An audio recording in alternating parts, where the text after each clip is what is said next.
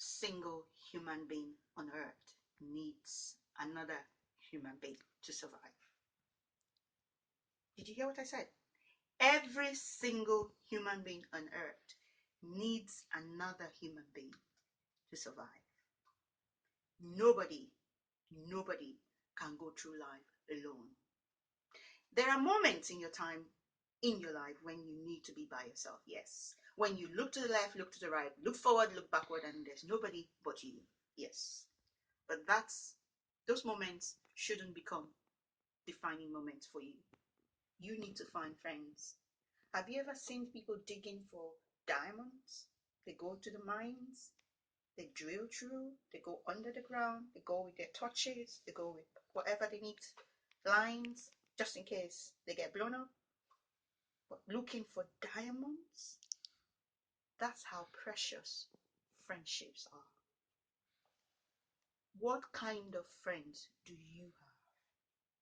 Wherever you are in life today, guess who took you there? Guess who took you there?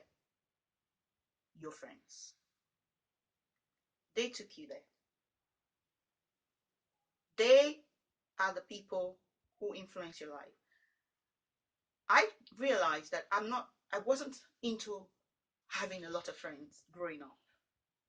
I didn't like my environment when I was growing up. It was a very hard environment, poor, project-like buildings, very difficult system. I hated it. And you know what I used to do? I just go to school, I come back to school, and I just stay indoors. Because I just didn't want to mix. I didn't want to be defined by my environment. I had bigger dreams. And when I watched TV as a child, I don't know where I got that idea from, but I would watch the TV, I would look at the props, I would listen for new words. I don't know how a child listens to new words, but that's what I was doing. I would listen for new words, I would watch out for the props and see how the rooms were decorated so that I would do that when I grow up. I would listen to the way they spoke their English so that I would speak my English the way they spoke theirs. And as far as I was concerned, no, it's not an accent. If that's English, then if that's an English person speaking English, then that's the way I should learn to speak English properly as well. And so I would learn and pick all those vibes. And then I was into myself for a long time. You know why? Because I was afraid. I was afraid of making the wrong friends. I was afraid of being influenced wrongly. And at every moment in my life, I just had one friend. In primary school, my best friend was Celestina Odili. I have been looking for Celestina. If anybody knows where Celestina is, please tell her I need to find her. But she was my best friend when I was in primary school. One friend. Not 10, not 5, not 10, not 20. One quality friend. That's what you need sometimes. I'm not saying go and make friends with everybody, even though it's good to be friendly, because you need to be friendly to get through in life. Actually, you need to be amiable to get through in life. If you're not amiable, if you're difficult to work with, people are not going to like working with you. But if you're amiable, you succeed, right? But sometimes you just need to find one. I'm not asking you to find 10 friends. I'm asking you to find one. Sometimes all you need is one diamond stone to make the best jewelry in the world, the best sets of jewelries in the world. One diamond. You don't need loads of it, just a little bunch that you find. And when you find diamonds, from what we see, they look dirty until you start to polish your friendship. You start to polish your diamonds. You polish each other. The Holy Book says, as iron sharpens iron, so one friend sharpens the other. Where you are, your friends took you there. You're in a bad place. Believe me, your friends took you there. You've been hanging up with the wrong people and you need to get out fast. If you're not where you ought to be in life because you've been hanging out with the wrong set of people, your friends took you there. When I was in secondary school, I found another new friend, Ifeanyi on a chair. Lovely, pretty lady who went on to become Miss something in the neighborhood. But she was a lovely girl and we became very good friends. In fact, it was so funny because I'll see Ifeanyi off home. When we get to her house, she'll see me off home. When we get to my house, we'll spend another 5 minutes. I'll see her off home and we'll do that. And then we'll get to a point. We'll say, you know what? Okay, we need to part midway. So I'm not going to see you off home and you're not going to see me off home. You go now. So turn back. Don't look back. And it was a beautiful friendship. We weren't friends forever, but while we were friends, we had good friendship. We talked about our dreams. We talked about what made us. We told each other we were beautiful. I would tease her. No, we weren't gay, okay? Just in case you're thinking. We told each other we were beautiful. So I would touch her. She had this teddy bear, there. Hers, and she would say, Esther's, yours is smooth and falls. Mine is, no, she says, mine is smooth and falls. Yours is rough. And I like it. Makes you look cute. And we tell each other lovely things to each other. We said good things to each other. We encouraged each other. Yeah? After I met another friend, the twins, Ogonna and Uchenna Ibiabuchi. Lovely friends. One of them, I was closer to Ogonna. We were very good friends. And I would go to Ogonna. Sometimes I would go to school. I was from a very humble background. And I would go to school, no meal. I didn't know where the next food was going to come from. When I went to Ogona's house, she made sure I was full. But she loved me and she also respected me. I had the privilege of being one of the best girls in my class, probably. And I don't think it's because of that, but we connected so well. There's something about connecting when you think alike. When you share common values, both of you know you won't do something. Now, sometimes I had one or two of my friends that did some things that I know that I couldn't do, but I didn't judge them or anything, but I knew I couldn't do what they were doing. And I made so many other friends. Ifeanyi, Ogonna, Joy Iregu with very beautiful eyes. I had good friends. I don't know where they are now, but I had good friends. We inspired each other. We told each other how great we could be. Joy used to act. I remember then Joy used to act at the National Theatre. And I used to be like, wow. And my friend could draw, man. She could draw. I could draw, but she could draw better. She was very creative, a very creative girl, very artistic girl. I don't know how she is, but I'm just trying to say, you need your friends. You need people. Do you hear me? You need people. Pray about it. That time in your life when you're all alone and they're not there, pray that God should bless you with one good friend. Look for them the way you look for silver, the way you look for gold, the way you will look for precious stone. Look for them. You know why? Who can keep you warm? Who can help you when you're falling?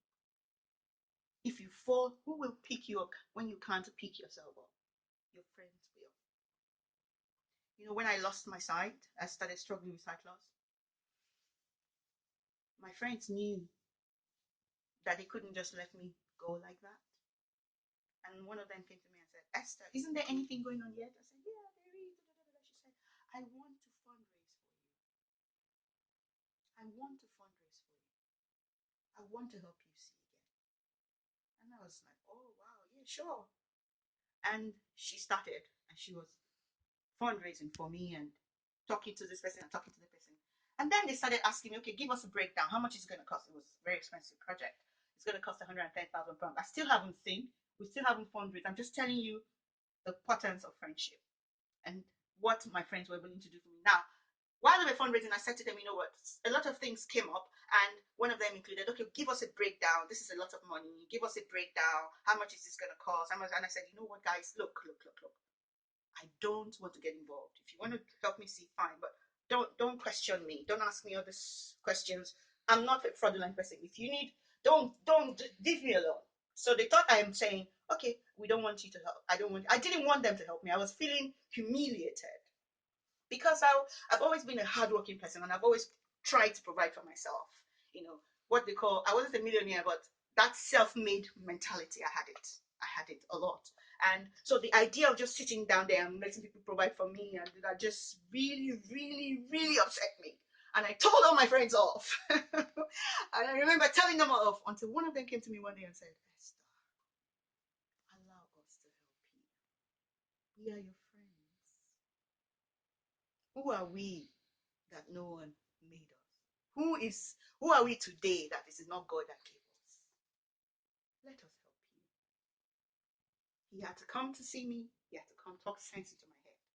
That is friendship. And one of my friends said to me, in the thick of it all, he said, Esther, if I could pluck my eyes and give them to you, you know I would. I knew he would. He said, if you're in need and I cannot come to your rescue, shame on me. Emmanuel Ojodiase said that to me. If you're in trouble and I cannot come to your aid, shame on me. Because when I was in need, you were there for me too. You see, friendship is what you put in, you know? It's what you put in. It's what you put in. People remember what you put in. When your time comes, they will stand up for you. They might not be able to meet you at the point. I mean, I'm still here, I'm still not seeing yet, we're still not raising the money yet. We will, but I'm just trying to tell you, I couldn't have moved on without. I wanted to die, man. I got to a point I was like, this is not happening. I was no home, no career, no side. Where do I turn? No benefit system in Nigeria. They don't support. We don't have that. Hopefully one day, Buhari, Buhari will take Nigeria there. Hopefully, but there's no such system. There's no support. Oh, okay, the rehabilitations, all those kind of things. What is available? I can't see myself being in weaving baskets. Me, after all these years of doing consulting, I'm going to sit down and weave basket? No way. I still wanted to be able to do what I could do. I still wanted to be able to succeed. I couldn't do it by myself. I needed people to help me. See, I'm recording this video. Somebody is helping me. Guess who's recording it? You think it's me? It's not a selfie. Someone is recording it. That's the power of friendship, ladies and gentlemen. You need people. If you've been sitting in your room, brooding over your issues, it will kill you. It will kill you. Get out there. Get out. There will be times you don't feel like it. Just drag yourself. You know what I mean? I'm telling you that because I had to do it. You drag yourself. You just carry yourself like kicking and screaming. You just carry yourself out. Carry yourself. Just get out. Step out. Something happens when we all step out, ladies and gentlemen. And the beautiful thing about friendship is that you don't need many. You just need one. Look, you will find. And then when you find, sow into your friendship. Put something inside. Put something inside. You see, when you're doing something, people want to help you. They want to help you do that thing you're doing because they see that you're doing something. They want to help you. I've met people, I didn't know them 3 years ago. Now they want to help me succeed. I value them. They're like gold in my life. They want to help me. Any little thing I want to do, they want to help me do it. Oh, I want to play the guitar. They want to help me play. Oh, I want to write on the song. They want me to go, okay, you know what? You can go here. I mean, Andrew. Oh, gosh. I have wonderful people. Davishri. I'm not going to even go into all the details. I'm just trying to tell you, people help us progress in life. You cannot do it alone. If you've been trying to do it alone, that's why you haven't made it. You can't do it alone. There is no such thing. No such thing.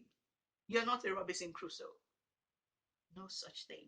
You are made to interrelate with other people. You are made to warm up to other people. But what if the friendship doesn't last? It's okay. If God blesses you with one good friend this year, isn't it worth the while? Even if sometimes friendships are for seasons. Some friendships are there for the period only. Some friendships are there for life. I desire all my friendship to be for life, but some of them will not be. Some of you will move on. Somebody could die. Something could happen. Somebody must move on. Maybe the friendship would dissolve itself by circumstances. That's okay. Enjoy it. Put your best into it. Give it your best shot. Enjoy it. Share with each other. It's not a friendship if you are doing all the taking and you're giving nothing. That's not a friendship. It's a friendship if it is mutual. They like to be with you and you like to be with them. Of course, you offend each other. Be wary of people that you offend and they don't forgive. Be wary of them because you're going to be just like them. Yeah? You're going to be just like them. Harboring bitterness, you need to learn to forgive. Because if the person who doesn't forgive, that's another day, another story. But anybody who's not forgiving, guess who's hurting? It's not the person who's hurt you. It's you who is not being forgiven that's hurting. So you need to let it go and process and get on with your life.